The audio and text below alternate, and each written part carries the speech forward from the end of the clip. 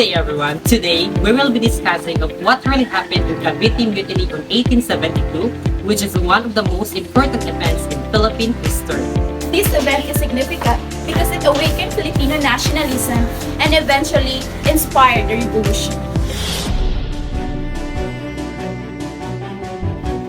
The year 1872 was marked by two major events, the Cavity Mutiny and the martyrdom of Gumburza. These two events are deeply connected and played a major role in shaping the Filipino national consciousness.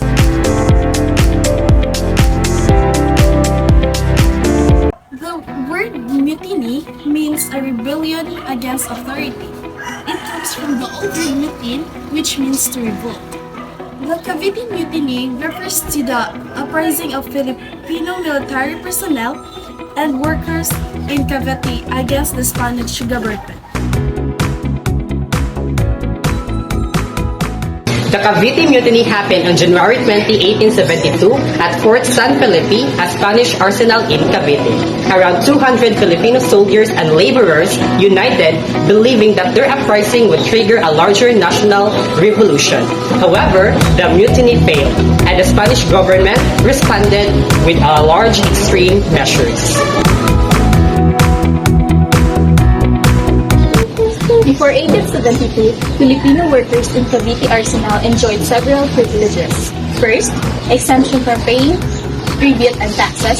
Second, exemption from forced labor or polo e servicio. And third, good working conditions as skilled laborers. In short, the Cavite Arsenal workers lived better than most Filipinos at the time, because they didn't pay taxes, didn't do forced labor, and had more decent working conditions. These privileges were later taken away in 1872, which became one of the causes of the Cavite Mutiny. When Governor General Rafael Espardo arrived, he removed these privileges. He imposed higher taxes, stricter rules, and prohibited the founding of schools like the School of Arts and Trades. These oppressive changes angered the workers and showers, leading to dissatisfaction. On the night of January 20, 200 Filipino soldiers and workers led by Sergeant La Madrid attacked Fort San Felipe. They believed this action would spark a massive uprising in Manila.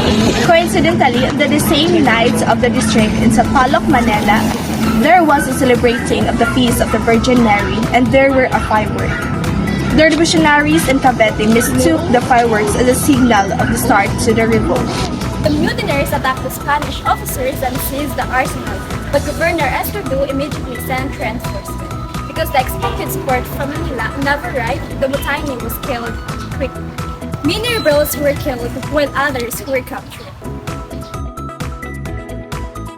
There were two main Spanish accounts of the event, Jose Montero de Vidal's account and Governor Rafael Esquerdo's official report. Montero, a Spanish historian, described the mutiny as a big conspiracy to overthrow the Spanish government with the help of Filipino priests. But his account is considered biased. In Esquerdo's report, he implicated the native clergy, especially Father Gomez, Burgos, and Zamora. He claimed the priests encouraged Filipinos with promises of rewards and position to join a supposed revolution. Esquerdo even accused them of wanting to install a Filipino hari or king. Spanish sources emphasized two main reasons behind the mutiny. First, the abolition of privileges of workers in Cavite Arsenal, and second, the growing power of Filipino secular priests, which threatened the Spanish friars. According to them, the mutiny was part of a huge conspiracy involving Filipino lawyers, mestizos, and community leaders who planned to kill Spanish officers and friars. However, these claims were greatly exaggerated.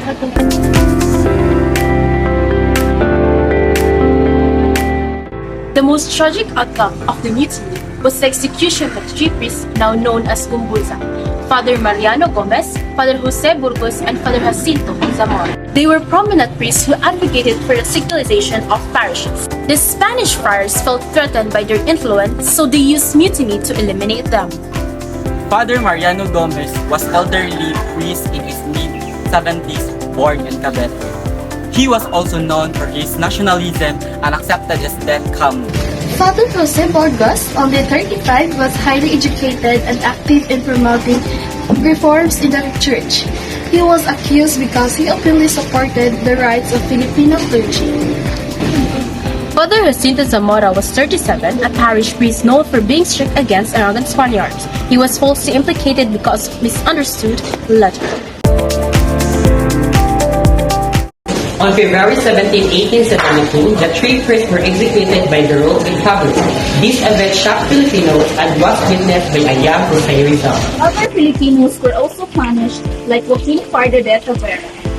He was a reformist, liberal-minded lawyer and an early supporter of the Filipino cause in the 19th century. He is known primarily for his involvement in the events that led to the Cavity Mutiny in 1872, and for unjustly being exiled for the Marianas Islands for his beliefs. Second is Antonio Maria Rigo. He was a Filipino diplomat and a propagandist born in 1845 in the Philippines to Spanish parents. Third, Jose Basa, a successful merchant who donated money for the smuggling of Dr. Jose Rizal's novels to the Philippines. And lastly, Pio Basa, a Filipino businessman and a supporter of 1872 Cavite Mutiny. Although the mutiny was easily quelled, the Spanish authorities looked it seriously and arrested anyone they suspected as investigators and supporters. As a result, they were arrested and sentenced to 8 years of exile in the Marianas Islands together and other patriots. They were imprisoned, exiled, or banned from practicing their professions. Filipino writers like Dr. Trinidad Pardo de Tavera and Edmond Plauchu provided a different version of the event. According to Pardo de Tavera, the mutiny was simple, a small protest caused by harsh policies of Esquerdo, and not part of any huge conspiracy. He said the priors exaggerated the event to protect their power. Plauchu, a French writer, agreed. He said the rise of Esquerdo ended all hopes for reform in the Philippines, and his harsh policies led to mutiny. Due to false accusations, the friars threatened their controls, but unintentionally, they sparked stronger resistance from the Philippines. The mutiny and the execution of Conversa inspired the rise of nationalism. It influenced reformists and revolutionaries. And as a tribute, Jose Rizal was dedicated his novel El Filibusterismo to Cambodia. In summary, the Cavite Mutiny began as a small revolt caused by the removal of privileges, but Spanish exaggeration turned it into a national tragedy. Thank you for listening. I hope you learned something from our discussion.